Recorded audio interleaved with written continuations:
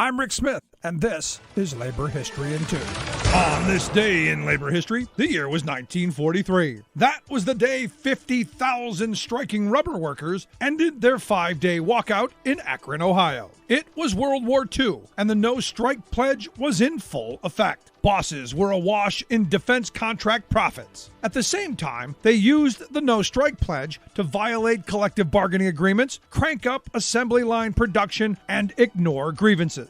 As one sympathetic headline read, workers forced to strike in defense of their living standards, slashed by soaring prices, taxes, and anti-union profiteers. Workers at Goodyear, Firestone, and Goodrich had petitioned the War Labor Board for an 8-cent raise and shift differentials that they were entitled to per the Little Steel formula. For a year, they waited patiently and were outraged when they learned the board had only granted a 3-cent raise. Firestone and Goodrich workers threw down their tools immediately and poured out of the factories. Goodyear workers soon followed. In a protest telegram to the board, United Rubber Workers leaders pointed out that living costs had increased by 23% since January 1941. They also noted that essential to maintaining the no-strike agreement was a just settlement of grievances and a $25,000 cap on executive salaries, neither of which had been adhered to. The walkout was one of the first major challenges to the no-strike pledge. Women took the lead as picket captains and dispatchers. Their leadership was accepted without question. Flying pickets cruised the city